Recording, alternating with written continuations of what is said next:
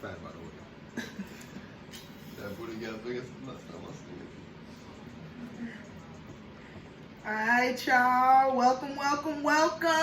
Hello. This is Damio. And this is Erica Mona. And this is CrossxCultured. CrossxCultured. Today we are welcomed by a very special guest. Man. This is my brother from way back when. Way back when. Literally since I was like 12 years old. Really? That long? Yes. Yo, for real. Since I was about 12, yeah. I ain't gonna use your government name. We're gonna use your artist name. So like over 10 years. Slu. Yeah. Sluzzie in the building, what's going on? I like that. Yeah, thank you. How are you today? I'm doing great. How are you Awesome. ladies doing today? Good, thank you for being here. Oh, man. Today's supposed to be a very special episode, y'all. You know, Slu just dropped an EP. Yeah. All right. I was like, what you... All right. So let's get into the show. Y'all already know how we like to get into it. But first, let me talk to y'all for our new listeners, old listeners coming back. We need to remind y'all. What is CrossxCultured? You know, we took a week off. Dad, we need a little, mental health break every so often. But CrossxCultured this week is about making sure that you're bringing all talents and all sides of you together, right? You know, like all interests, everything that you into, be that music, arts, fashion. I throw that in there because of our guest, you know why. All type of things. So whatever it is that your passion, make them all intersect and come together. Awesome. Okay, so let's get into it. We always start with our what? Okay. All right. So, what should we even start with? Let's start with the least important thing, I feel. Wendy Williams. Oh, I was gonna say Travis and Kylie, but you know. Oh, Travis and Kylie. But that's a little messy, so I guess we can start with Wendy. So basically, Wendy Williams, she was ordered to pay her husband $250 to find a new home. Ooh, Girl. Is that alimony? Is that what that is? I mean, I guess so. Because, obviously she makes more money. Right, so it's like, is she now about to be paying him like bread, or is it just well, the like... court order just said $250 to find your home. But I guess, it still has to remain the same standard of living lifestyle. they have. That's crazy. I don't know how I feel about alimony. Like, even though I'm a woman, I still feel like it's unfair a little bit. I get it. I mean, I feel like alimony only makes sense if I helped you build the lifestyle that you have. But he was her manager. Right. He was involved. So he was involved. So it makes sense for him. It's just like, it's messed up that he was a unfit husband. Right. But he was there from bottom to top. He's part of production, wasn't he? He's part of production. So it's kind of like, just because we over and now this, that, and the other. But how would you feel though? Like, let's say, God forbid, you got divorced. And then your husband's like, well, you got to pay me $50K every month. And you're like, $50K for what? The kids are not with you. The child is grown. He in college. Right. So it's like, why am I paying you $50K? Because it ain't tricking if you got it. Ooh. But Mary J. Blige's husband went through the same thing. Exactly. And she doesn't have case, but I don't understand his case because it's like he was her manager. Was he her manager? I didn't know that. I thought he was just her husband. Nah, manager. They I thought Diddy was her manager. Why I thought Diddy was her manager? Girl, how many years ago? How many years? But he was her manager, and pretty much, but she doesn't want to pay. So she's trying to find, let me just pay you some large sum of money and that's it. You know what I'm saying? Compared to paying you every month thousands of dollars. So maybe that's what's going on now. Maybe she's paying a large lump sum. Exactly. Like get your home and that's it. That's it. Like, would y'all sign the prenup? I would. It depends where you are when I met you. Like what status of celebrity or fame or income you are. So even for you, not even just for have a man sign a prenup for me. I would, even if you meet me right now and I ain't got the money right now, but I'm gonna have money in the future.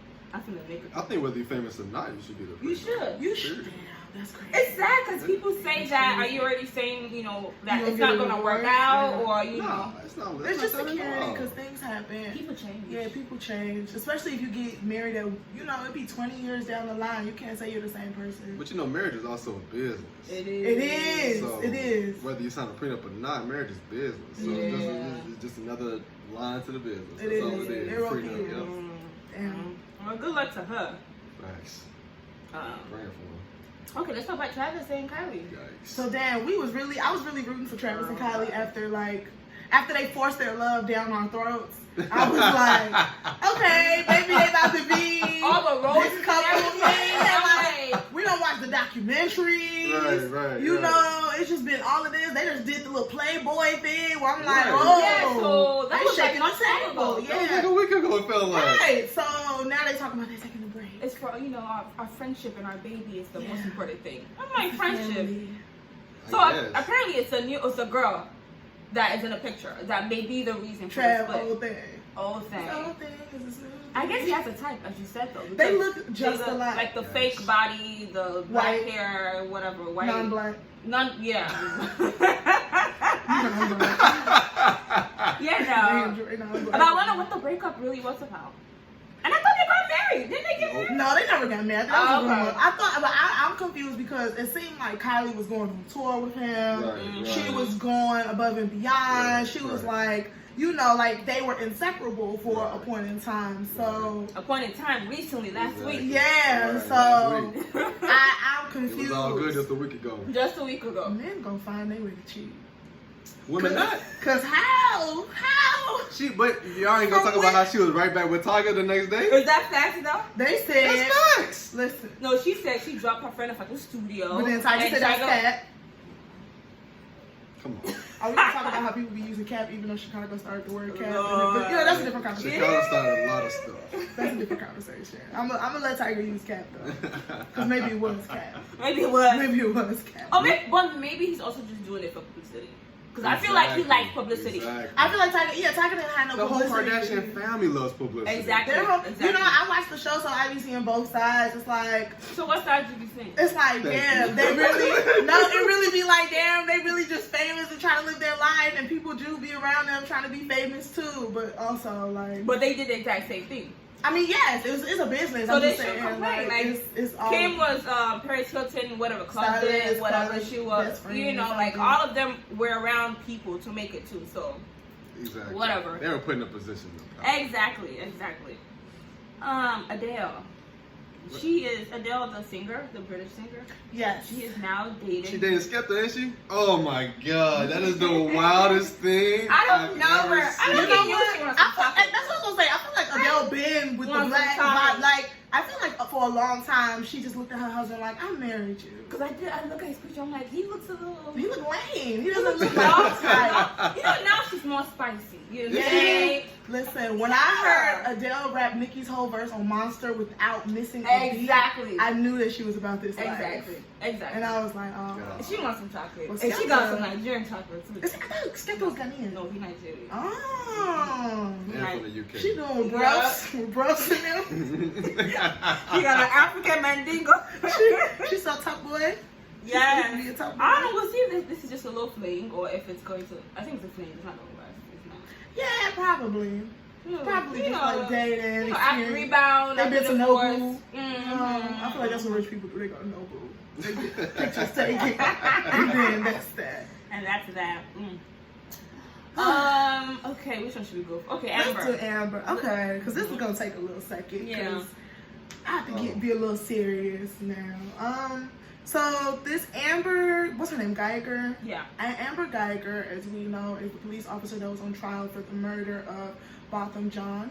And the case has been going on, and then this week it came out that she was sentenced to 10 years. That's one layer of. Let's talk about that layer first. Okay. So 10 years. 10 years is 10 years is ridiculous. And she's gonna be up for parole in 5. So let's just say she's serving 3 years for murdering him because for murder, G, 10 years. If that's not white privilege, I don't know. Exactly. And it's like it's 10 years. Black people get 10 years for robbery. Okay. For robbery. For drug charges. Exactly. For weed So charges. 10 years for the fact that you legit walk into his apartment. The man, you don't know where you live, which I don't understand. I still don't understand. Listen, when you turn in your key, first of all, that should be a little sign like, wait, this ain't the right place. Your key shouldn't even go in. First of all, right? That's why I was confused because I've done that before in my old apartment. Yeah, where I got off on the wrong floor and then walked, and I'm like, why can't I get in? And I'm like, oh, I'm on the 3rd floor. But even if you get in, it just smells different. Even if the lights are off, you're like, hold up. You don't know.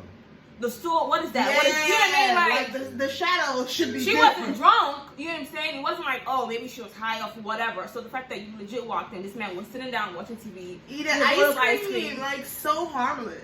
Even if he was a burglar, G, he's sitting down eating ice cream, you instantly gonna pop out. I also think there's something to be said about shooting to kill versus shooting to disarm, especially when you're a police officer. I feel like that's your whole training. Like you are trained to shoot to disarm and not shoot to kill. So exactly. That's another layer of like, why do all these kill. officers shoot to kill? But wasn't that she knows him, right? That's what they said. Like so they dated or something. I feel like there was a lot that was told to us when the initial case happened that did not get brought up in this anymore trial at all. Like there was a whole thing of weren't they dating or it was some it was something like revenge or something like that, and now all of that was erased from the case. Also, when they played the 911 call, I just felt like she kept saying, "I'm gonna lose my job." She kept saying, "I'm gonna lose my job," and I felt like that should already tell you where her mind is at. Yeah. Like, she don't care about this black man. It was like, oh, I shot him. Like, oh, wait, shoot. And everything came into picture. Like, I'm going to lose my job. I'm going to lose my job. What's going like, those cases. Oh, my God, I shot somebody. Exactly. She knew she was going to take that much amount of time. She already knew. Exactly. That's what it was. Exactly. That's what it was. So now let's go to the second half of why this is a very peculiar case. So Botham's younger brother decided at the end of the trial to make a speech or a statement saying how he forgives her. Not only does he forgive her, he kind of wishes that she didn't have to serve any time in jail because evidently that's what Botham would have wanted. And he proceeds to go hug her, and then following that, the judge hugs her, and then following that, the police officer, the plaintiff, was in there rubbing and stroking her hair to comfort her. Then the dad comes out and says something. So now I'm confused. You know what it is? Tell me about it. You know what? Now, I don't agree with the fact that he said that he wishes she didn't get any time. Like, why? No. Forgiveness is a powerful thing. You know what I'm saying? Especially with, you know, I know there are, like, really, like, serious Christians and stuff like that. And the whole, like, how faith works. You know, it's like, the main thing is forgiveness, and which is love. You know, when you forgive someone, it's more of you freeing yourself than that, you know? Now, as you said, it doesn't mean they shouldn't pay for the consequences. Right. And he did an interview with Dr. Phil, and he said that it was about me freeing myself. You know, I did not want to live a life of saying, I hate her. Because then that's a burden on you. And then you have this hate for the rest of your life, and you're just so angry. You know what I mean? And that hate was spread out to other people. Exactly. You end up using that hate towards other people. Exactly. And, you know, there was a case of this man that, you know, he hugged the man that killed his son. Right. You know what I'm saying? So it's like, I get why he hugged her. I get the, you know, the little prayer thing they did, whatever. But now saying that she should not serve her sentence, I feel like, okay. She deserved more. She deserved more, you know. That now, talking about the judge. Now, that one, I feel like she did too much. That's completely inappropriate. You know, going to hug, I don't feel like you as an official, you going to hug her, and then the police officer's there. Why are you hugging her? So you basically are saying, oh, but let's sorry that you did this. Why? It's like you're begging her, like, you know, trying to console her. I just feel like it's a whole lack of professionalism. It like is, at the end of the day, you are the judge presiding over this case. You gave the rules. So are you now telling us that, like, you reduced the sentence because you felt a little bit bad? And it's like, you know, like, keep so saying that I wish I could have given you lower. Yeah, so like, what's going on? Like, that's just a complete lack of professionalism. Yeah. She is being charged. I heard from that. Like, she's getting some sort of consequence for hugging her. Yeah. Not like charged, but I forget. I think it was with the Bible because she gave her. Oh, then she gave her a Bible. Her personal Bible. What? She gave the lady her own personal You keep Bible. a Bible in the trunk to Like, give girl, to you people. could, Like, if you really want to do that, you could have visited her later. If it was that serious, Yeah, visit on her your own later time. on your own and pray with her as a Christian and do all that. It's You know what I'm Instead of doing saying? it in front of all these people. Exactly. Y'all turned this It's a little bit into something insensitive, a little bit, you know, and just also knowing as a judge how, you know, black people as judge and sentence. You know what I mean? Like, you should be conscious of that too. Not saying you should spill a message of hate and be like, okay, yeah, you white motherfucker, die in prison. But at the same time, it's kind of like, I felt that. but you know what I mean? It's just like, it was too much. I don't know. I get the whole love and forgiveness thing, but it's boundaries. It wasn't professional. It just wasn't professional whatsoever. Like, why they console her? Like, oh girl, I'm sorry you did this. Somebody. She like literally walked in somebody's apartment and killed them. And just 10 years? And it took too long for the trial to happen. It did. It took too long for the sentencing to happen. They tried to play with us and say it was a stand your ground or a council law. Right. All of that didn't make sense. No. And I hope that she doesn't get off on parole. I hope that she's in jail, and I hope some of the people she put in jail is in there with her and they tap that ass. But I don't hate her. I do. Yeah, but no. I forgive her too. There, if we all forgive her, I forgive her too. What she do to you? What she do? Forgive her. I forgive her too. Right. Yeah, she deserves. Listen, go with judge her. Okay. So, is there any more hot topics before we get to our load of the week? No, I don't think so. Not that we really want to talk about. Yeah. I Okay. mean, things happen, but don't think Things happen. So let's do the drop. Let's do the drop real quick.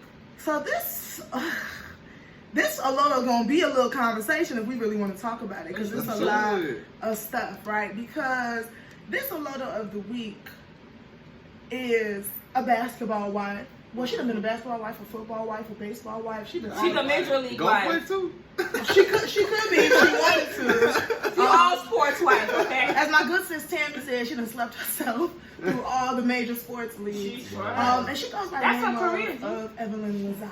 Yeah. Not only, has she been parading herself and smacking her poom poom everywhere, talking about I'm that bitch and this, that, and the other, as if her body is all she has to offer, which it is. Which it is. But But before we get into details.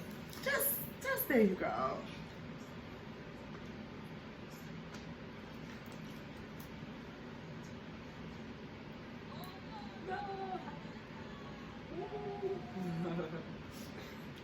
So, Evelyn really blew me this week because, okay, so first of all, let's give y'all context. So this season of Basketball Wives has been really heated with her and another cast member named OG. Now, OG is this Nigerian girl.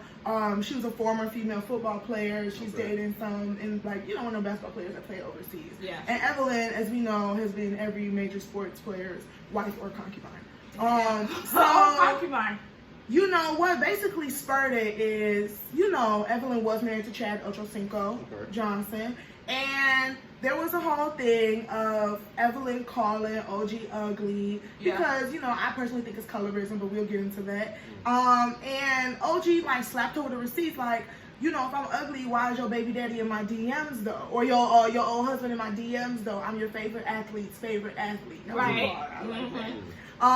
Where, Evelyn called herself getting receipts and bringing out all type of texts and stuff. And then OG just basically hands it to her that Chad wants to be with a black woman and you're not black. Oh. He just lets her know, at the end of the day, you're not black. You could slick your hair down. You could claim you from the Bronx and do this, that, and the other. And you could yell nigga this, nigga that. But at the end of the day, you're not black. Yeah, so now, she says the N-word a lot. She does. That is something that she says and does a lot. So now Evelyn's trying to come out the woodworks I'm Afro-Latina! I identify! What? I am 25% African, 25% Indian, 50% Latina. This is obviously a habit, among Latina women in the industry. Whenever we catch them saying the N-word or just doing something that we feel like they shouldn't do, or it's just disrespectful. Oh my God, I'm Afro-Latina.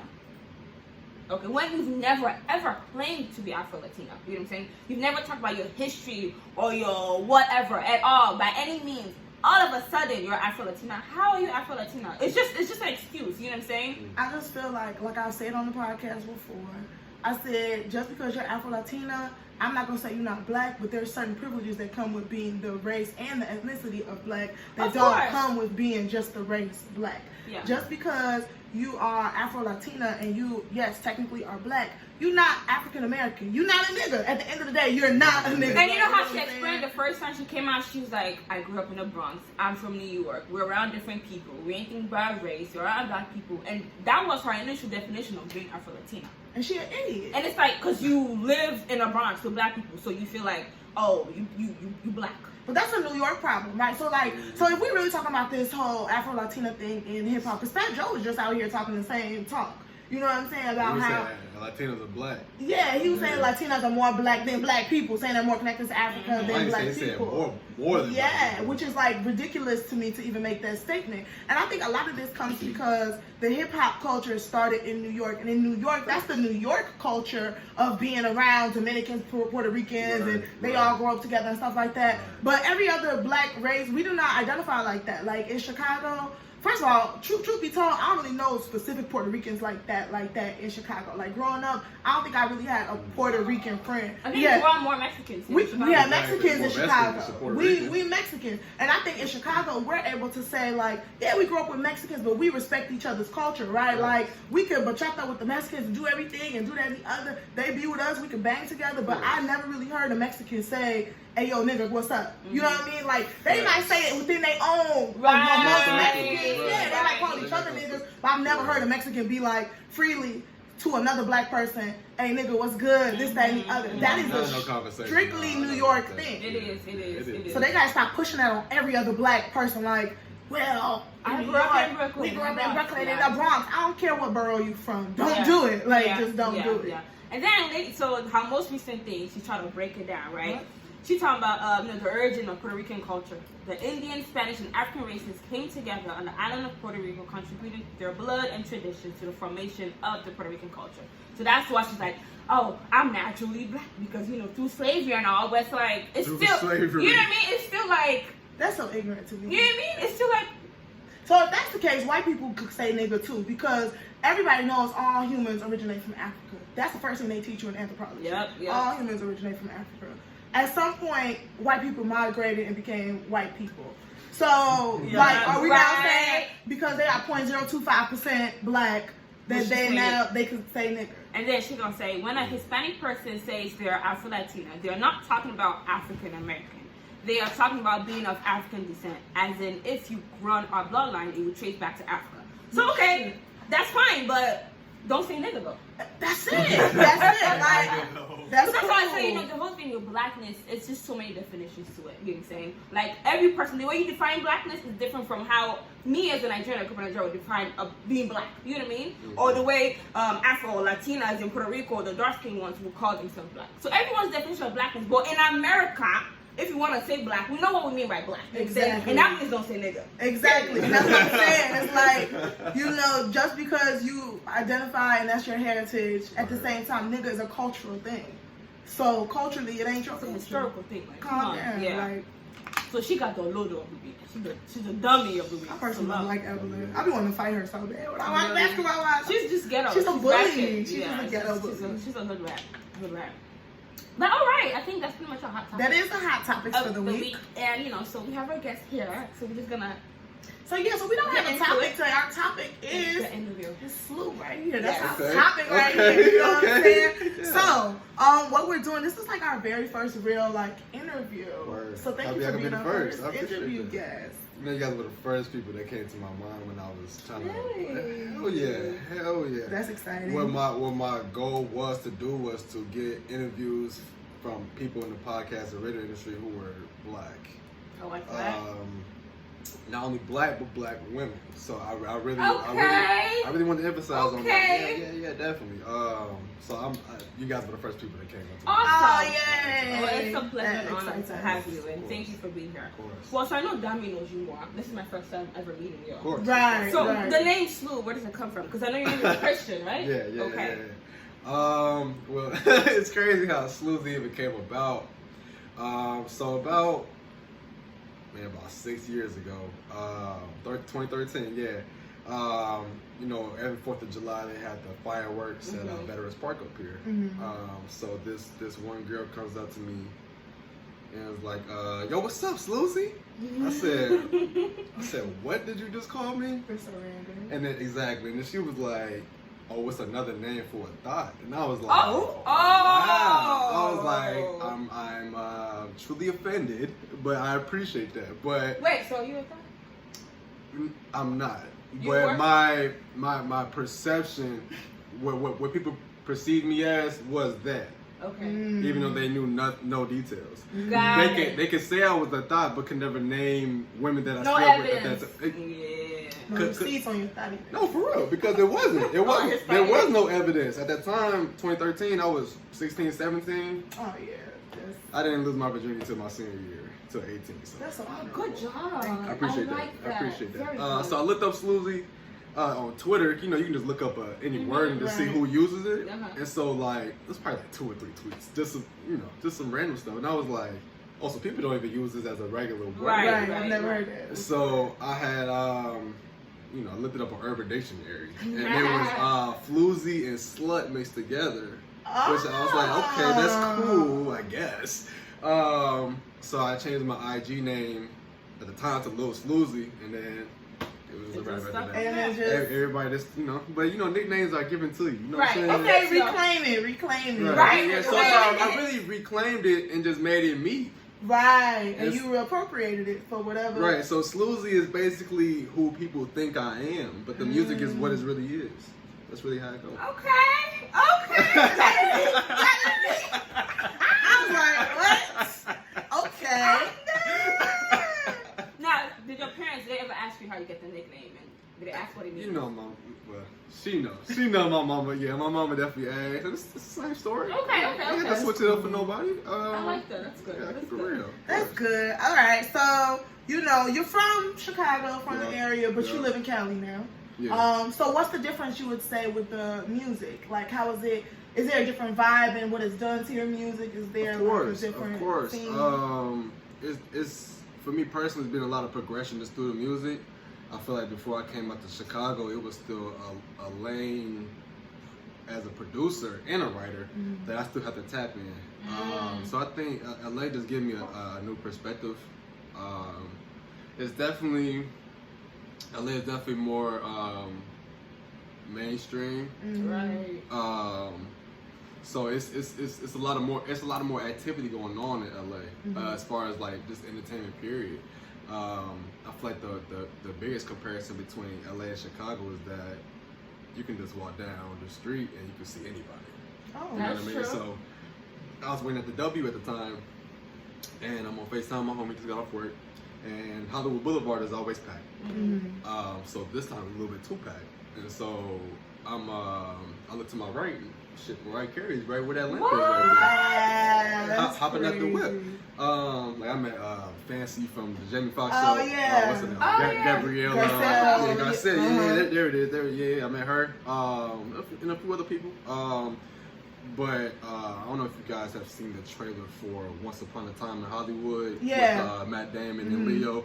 I was there when they filmed it. Oh, Yeah. So I was seeing them actually filming and talking to the people who was on set, That's so who were doing cool. production stuff like that. It was real cool. So that's the biggest difference, is that you can just kind of stumble into anything. Right. How long have you been in LA for?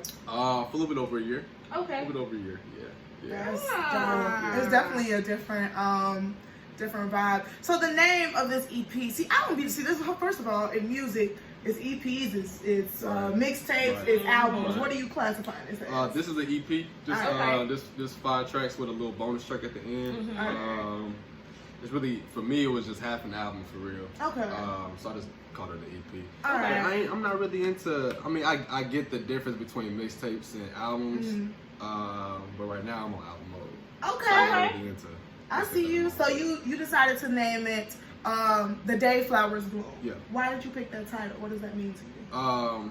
Well, my legal last name is Flowers, so that was first and foremost. And so the album that I had, because first I wasn't even gonna make this EP. I was just gonna go straight to the album, and well, we changed the album title now, but at the time it was called When the World Gets Chilly, and Chilly is my my dad's nickname. Oh, So interesting. yeah, right. So I did it off that. So it was kind of like this off that. I just got the idea from that, and then I did some research on how long it takes for flowers to actually bloom for real. Oh. And so it's, every place I went to was saying it takes about 10 weeks. So what I did was I planned out the EP that way, on making it, producing it, Strategic, getting okay. it out. Uploading it so it can distribute just all at the right time in that 10-week process, and that's exactly what we did. That's, I like that's that. dope. That's sticking to a conceit and following. What would you through. say, so besides your name and the meaning of flowers, what would you say is the motivation behind this EP? Like choosing the songs and writing the songs and the title of the songs. Right. What was the motivation behind it? Well, at first I had a lot of samples. So this project is produced all by me. So I was making all the beats. Good job. Thank you. And so when I was really going through it, I'm like, man, I can't even use this. So I literally started from scratch, deleted everything, and just started over. So I think the first, I'm trying to think. I think I actually had the intro all night long. I had the beat already, but it was a whole different song for a whole different project. That's actually my favorite song. And I appreciate All that. night long, I appreciate that. And On it. I heard the loop again, and I just redid it. So like the motivation to get the songs done was it's really off top. So when I made the Bad record, it just came to me, and so I actually made it before I went to work. Okay. And so I was actually mad that I had to go to work because I was trying to write it and finish at the same time. So I had to hurry up and finish the beat so I could listen to it throughout work. And so what I was doing was I would like go to the bathroom like probably like every 20 minutes just to go back to the song and try to write to it. Yeah. Because once I get started on something, it's hard for me to get off. Because I will lose if I get a bar in my head. I have to write it down, or I will forget it 2 minutes later. If I don't keep repeating it, then I'm gonna forget it. Exactly. Like that. Yeah, exactly. Okay. Yeah. So what would you say is your vibe? So what was the vibe when you started the song, the EP, and what was the vibe when you ended? What vibe, what energy were you on? I really wanted every song to be different. So with Fresh Prince, it was like smack in the middle of the summer, and I really wanted something that my mom can listen to. Something PG-13. Right. So that was most motivation behind that, and then for other tracks like Bad and What I Really Need and All Night Long and Moves, they're just all different moods. Period. And that's what I wanted, to each track for you to feel differently. Something different. It's something different. Each song you listen to is something different. That's what I definitely got from it. On What I Really Need, you mentioned that when Nip died, you cried for weeks. So how did that influence you? Like, especially now that you're in Cali, you feel that vibe a little bit more. Yeah. What people don't know about me is that I've been listening to Nip probably when I was like 12. Oh, wow. So he had came out with a song called Hustle Is My Last Name. That's the first song I heard.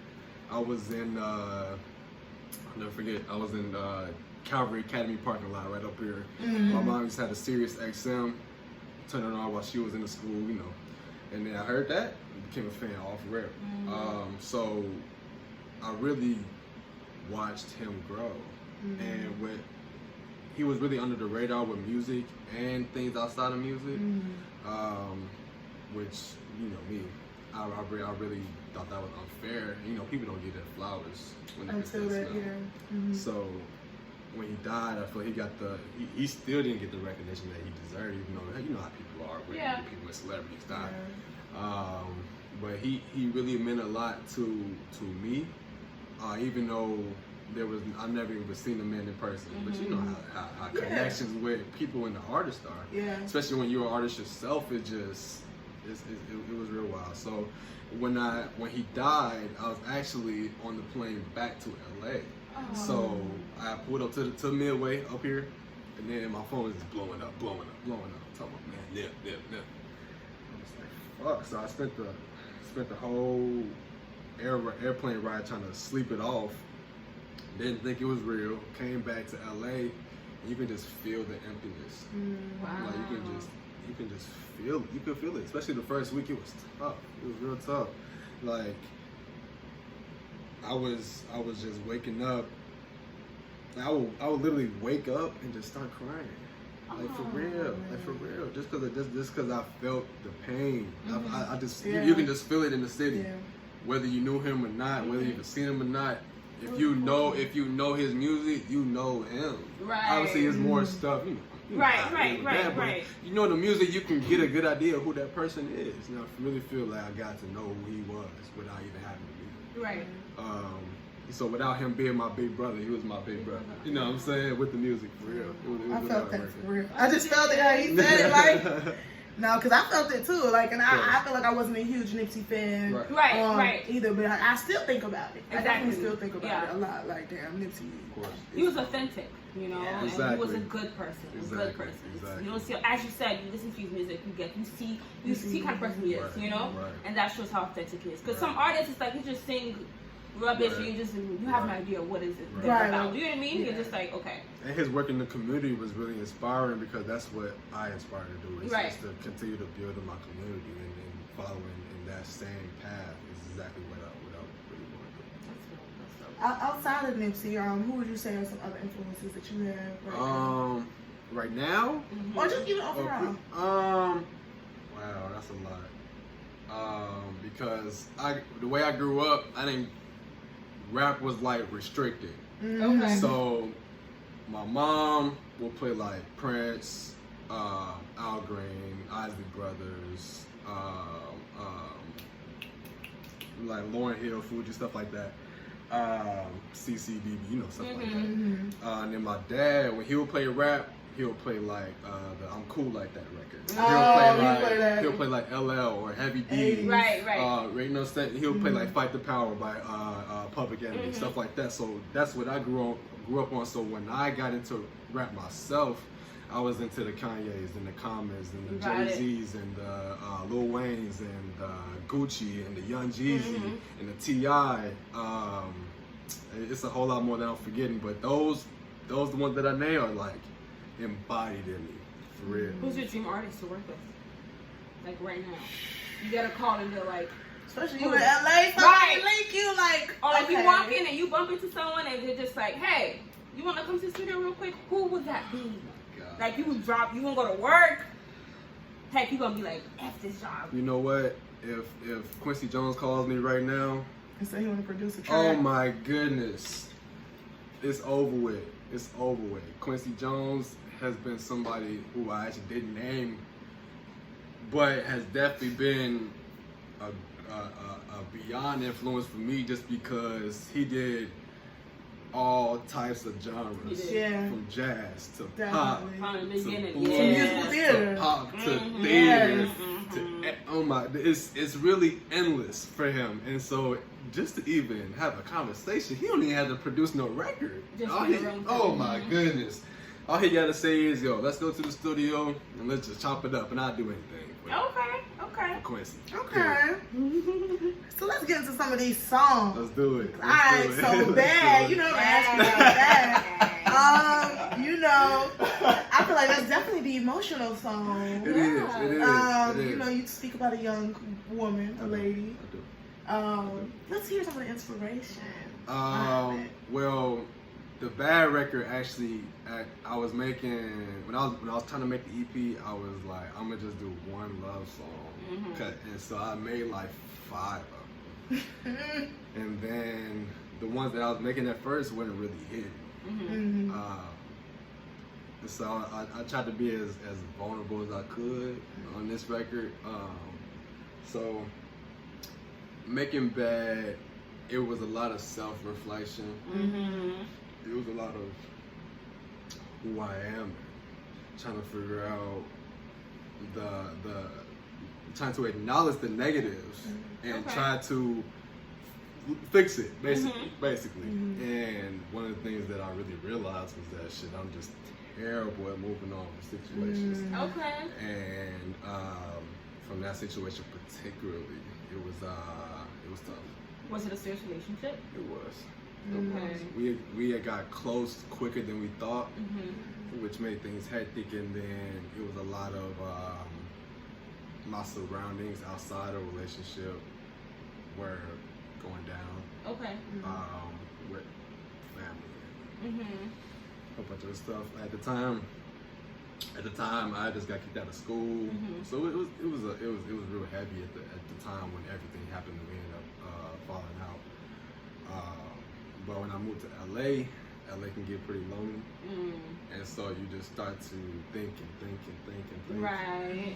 And so when you spend a lot of time with yourself, you just get to learn yourself, which I encourage people to do. I want people to, because I know people who get in relationships young, 18, 19, 20, and then they'll be in a relationship for 3 years. It's like, when I turned 18, I didn't know shit. Right. I didn't know nothing about anything. Especially about love. And so I always encourage people, especially when they're younger, to try to just be single. Learn yourself. Just be single. Like, that's cool. You don't, and especially people that's younger than me, because I'm only 23. So people that's younger than me don't even get it. Right. They don't get it at all. So with the Bad record, I just really hope that people would just feel the same way. So this was a heartbreak. Was it? Would you classify it as a heartbreak? Of course. So it makes me think, what's your toxic trait? Since you did a reflection. What's my toxic trait? That's what you be doing. I feel like my communication could be better. Okay, that's nice. I feel like I let people know what I want them to know. And what my problem is that when I kind of just not let things slide, but I keep it to myself. And so when you keep a whole bunch of things to yourself, eventually you're gonna blow up. Yeah. And I've been in situations not only with this record, but things outside of that, which really what the record is about is everything outside of love, for real. And yeah, it was just like I said, just a lot of. But yeah, communication is definitely probably my toxic trait. Okay. I could definitely do better with So that. would you say you've moved on? Have you learned how to? From that situation, yes. Okay. So you still a work in progress. Of course, we all are. Yeah. We all are. Okay. And then me and the one who I'm speaking about in the song, we're real cool now. Okay. Okay, that's We're good. real cool. That's Yeah, good. yeah. I actually sent her the song before I dropped it because Mm-hmm. the people who really know my music know that. It's about her. Not even that, is that I have a track record of releasing music about people. So I made sure, like, listen, here's the record. Right. I'm just letting you know, because I have a lot of faith in this record. Right. So it's like I just want you to know. That And this that's out of is good. respect. That's out of respect. Okay. Yeah. Okay. Real quick, so is there a new lady? No. No? No. Okay. No, It's that's just not. you and your records and your EP. Okay. Me and my records. So a lot of people don't know this about you. It's so funny because I actually told somebody that went to high school with you, but he was like way younger. Right. It was like one of my cousins. So he was asking about the podcast and stuff, and I was like, oh, we actually about to interview Christian or whatever. And he was like, man, he was a man in high school. I bought like 3-4 of his shirts.